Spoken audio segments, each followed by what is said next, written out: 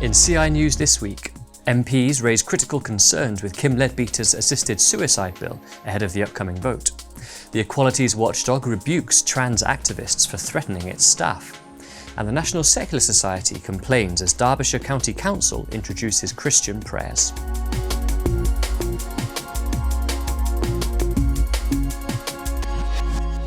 Hello, welcome to CI News on the 13th of June. I'm Rhys Curnow. Kim Leadbeater's terminally ill adults end of life bill has faced further criticism as it was again debated in the House of Commons. In a passionate debate during which MPs considered amendments to the controversial legislation, many used their speeches and interventions to once again expose the bill's many flaws. If this law is passed, it will be exceptionally difficult to say whether or not there have been errors or instances of abuse, or at the very least, any errors which are picked up will be but a fraction of the true picture, as tragically those who would testify to this fact will already be dead. It is inexplicable to me that the impact on vulnerable people should be framed as removing barriers to accessing assisted dying and not, as it should be, the increased risk to their health and well-being that the passing of this legislation presents. And I am concerned that we are thinking about the impact on vulnerable people solely with reference to those who are suffering a terminal illness with fewer than 6 months to live. We are not thinking about the impact on our wider society of introducing a concept of lives not being worth living and how that might disproportionately affect our more vulnerable communities. This is a deeply flawed bill, and the truth is that in seeking to give choice to some, it risks causing new harm to a much larger, vulnerable group of our citizens. And the safeguards which were watered down in committee stage will not prevent this. The proposals also came under fire from the Royal College of Pathologists, which announced it cannot support the bill in its current form, and by over 1,000 doctors, who warned MPs that it will widen inequalities in healthcare, provide inadequate safeguards, and is simply not safe. MPs have called for an end to the dangerous pills by post scheme in England and Wales in light of attempts to decriminalise abortion. In a proposed amendment to the Crime and Policing Bill, 30 MPs, including former Conservative Party leader Ian Duncan Smith, backed the reintroduction of in-person consultations.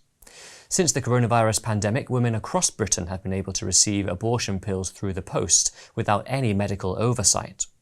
Dr. Caroline Johnson, who proposed the amendment, said reinstating face-to-face consultations would prevent further cases of coercion. Since its introduction, the safeguarding risks caused by the pills by post scheme have been evident, with one man able to obtain pills by a third party to induce a woman to have an abortion against her will or knowledge. Other women have taken the pills later in pregnancy, in some cases because they were mistaken about their gestation. MPs are expected to vote soon on decriminalising abortion, as 2 amendments to the bill would allow a woman to kill her baby at any stage of pregnancy without sanction. But according to a survey of more than 2,000 adults, 62% agreed that abortion should remain illegal after 24 weeks.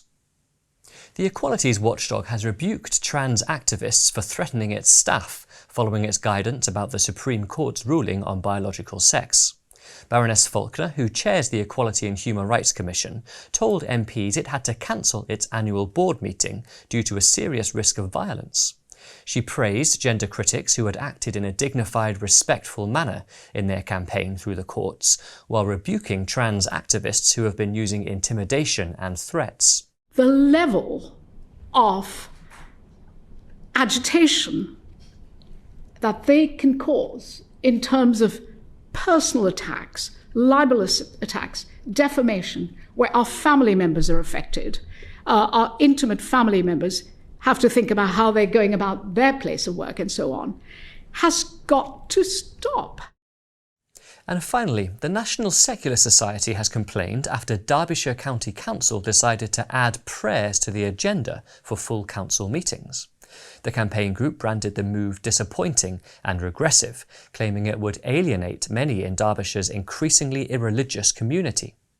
The NSS, which is running a campaign to axe parliamentary and local government prayers, believes religious worship should not play any part in the formal business of the state. The Christian Institute's director, Kieran Kelly, welcomed the council's decision to introduce prayers, dismissing the NSS complaint as another example of muscular secularism trying to shove Christianity out of public life. To explore these stories and much more, visit our website christian.org.uk and be sure to subscribe and follow us across our social media channels. Thanks for watching, have a blessed weekend.